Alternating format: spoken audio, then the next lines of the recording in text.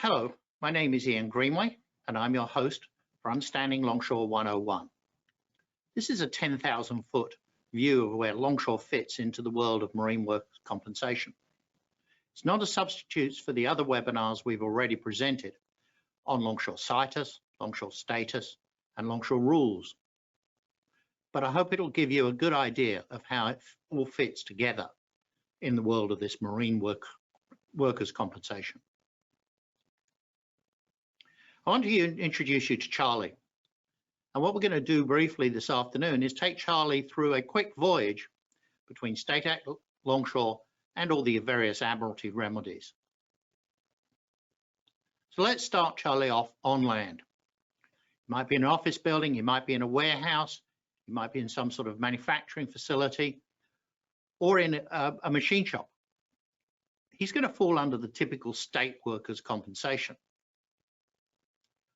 But when we move Charlie over to the dock side, he could be on the dock or at a vessel on the next to the dock, he moves into the world of Longshore. And we'll discuss more in just a moment how that definition of when he moves to Longshore starts. If we now take Charlie and push him on board a vessel, it could be an ocean-going vessel, it could be a tug, it doesn't really matter what type of vessel it is. We move him into either maritime employers liability or crew P&I. Let's look at each one of these in a little bit more depth. Clerical people, people in marinas, recreational boat repair, and there are some other exclusions to Longshore, all in what we call this status test. Those people all fit in that state workers' compensation category. If the operation is inland or on a landlocked lake, again, even if they're marine in nature, they're still state workers' compensation. When we move to Longshore, we have two tests. The first one is Longshore status. Are we in a marine job?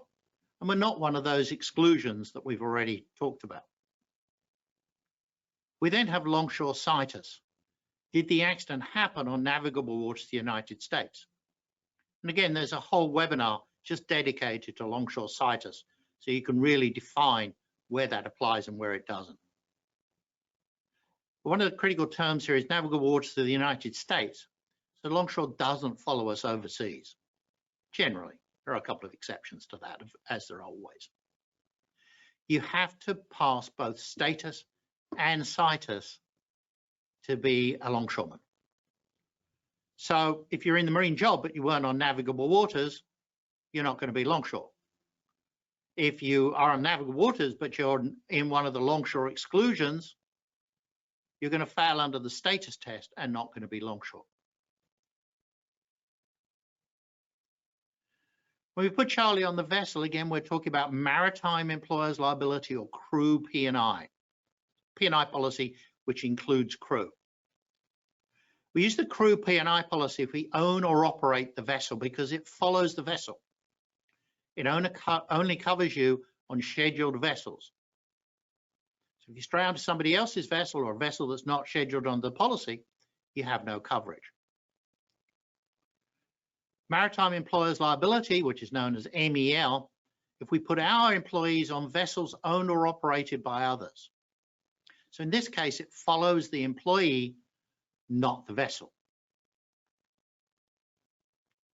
So again, Charlie on the land, in landlocked waters, in a warehouse, in a machine shop, anything like that is under the state workers' compensation.